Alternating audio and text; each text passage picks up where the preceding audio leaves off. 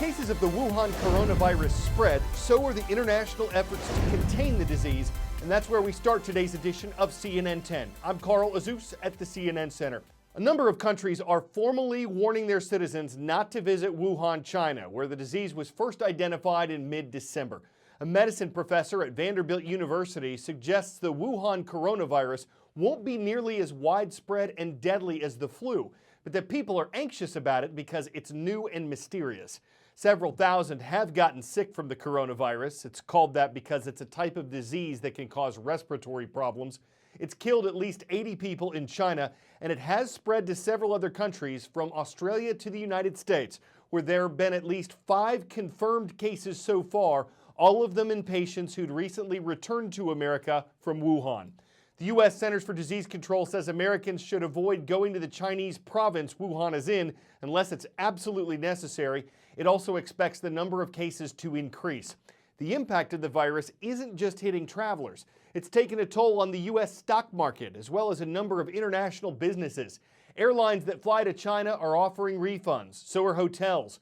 Disney has shut down its theme parks in other parts of China, and companies like Starbucks, KFC, and McDonald's have closed their restaurants in Wuhan and some of the areas around it. Also, on the first day of the Chinese New Year, the event that triggers the largest human migration on Earth, the Chinese government says the number of trips taken across China has decreased by almost a third. Countries whose citizens have been stuck in Wuhan are coming up with plans to get them out, but it's not an easy process. Another case has been confirmed here in South Korea of coronavirus, as the government has decided to raise the alert level. So it's at the second highest level now. And what this means is that the government steps in and takes control of the situation as opposed to the CDC. It also means an emergency task force will be set up. Now, where we are here is the National Medical Center in Seoul. And this is the area that the government has decided will be the main hospital that will take in any potential patients. There's one patient who has the virus already being looked after in the building behind us, and you can see through the doors many of the medical staff are wearing hazmat suits. They don't want to take any risks. And what we're also seeing is that they're trying to figure out how they can move many of the other patients that don't have the virus but that are sick to different hospitals around Seoul, that they can free up beds as they are anticipating that they may need them in the future. Now, behind me you can see a tent here. They're making sure that anyone coming in with fears and symptoms that they may have this virus are not going through the regular channels and not mingling with the rest of the hospital. Now, this is the sort of thing that we are seeing around the world as these cases are increasing around the world. Here in South Korea as well, there are indications that they are going to try and evacuate their citizens out of the Wuhan area in China. We know that the United States is doing that. On Tuesday, they'll have a charter flight which will take out about 36 diplomats and their families. The consulate in the area has been shut down as well.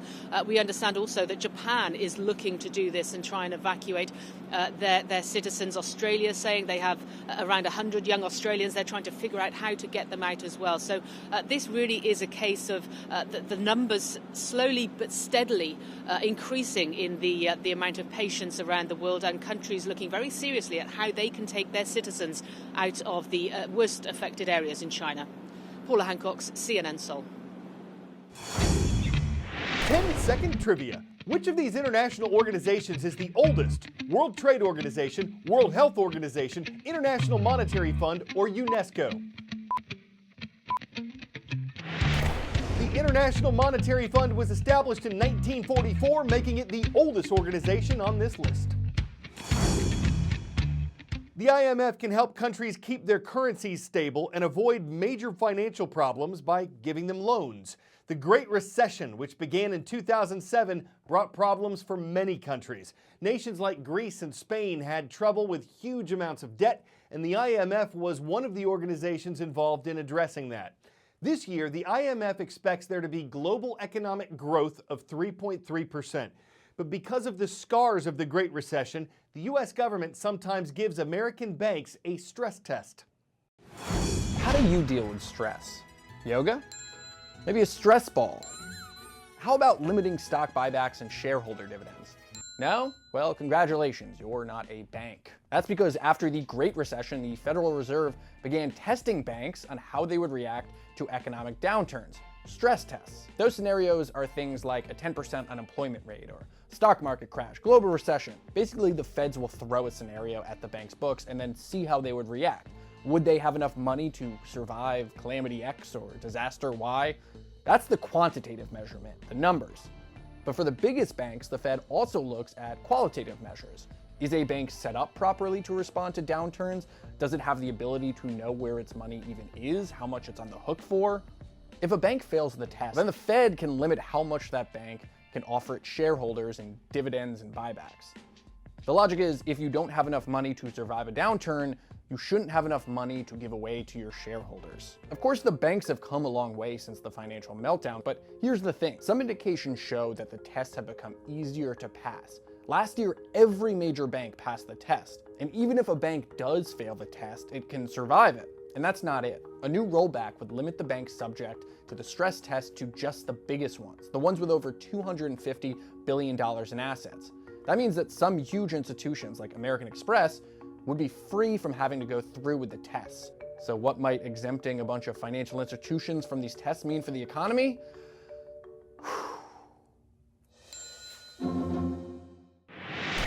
Right now, NASA has or is participating in 6 active missions to Mars. It's planning to launch another this summer, and it's looking to hire someone to oversee a new program that's planned for the years ahead. The Mars Sample Return Mission would have the goal of bringing Martian rock and soil back to Earth, and its director could make up to $188,000 a year. But some scientists are concerned that the budget for that mission could be impacted by the cost of this summer's project. At almost $2.5 billion, the Mars 2020 rover is one of NASA's costliest exploration missions. I'm here inside the clean room at JPL, and behind me, arguably the most tricked out vehicle in the solar system, the Mars 2020 rover.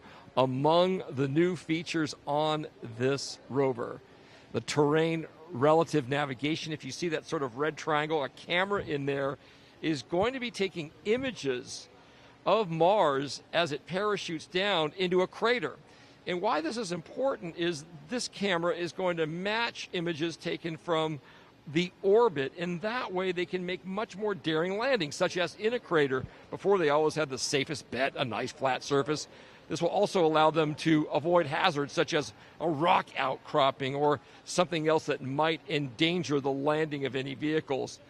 Also, as we look at this vehicle, it'll take some 300 scientists to operate it. You can't see this well, but back down there in the body, MOXIE, why MOXIE is important is it will try to convert this Martian atmosphere into oxygen, and down the road, if we're going to put men on Mars and women, we're going to need the ability to convert the Martian atmosphere into breathable oxygen. They can't haul all that oxygen with them, so that's where MOXIE comes in, and as we said, converts it to breathable air. Now, when does the Mars 2020 rover launch? Right now it's on schedule for July or August of 2020. That's when we will be close to Mars again here on Earth.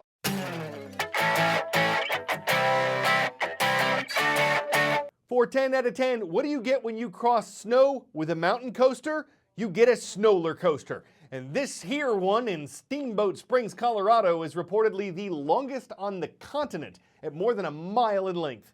It's called the Outlaw. It's not as fast as the roller coasters you ride at Six Flags. This one tops out at about 25 miles per hour, but it lasts 10 minutes at a cost of $20 per ticket.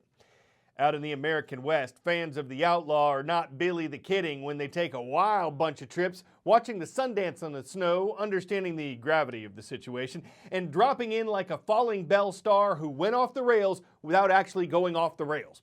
Our viewers in Strasburg, Ohio know a thing or two about snow. They see quite a lot of that at Strasburg Franklin High School. They also know how to subscribe and comment on our official YouTube channel. We hope you do too. I'm Carl Azus for CNN.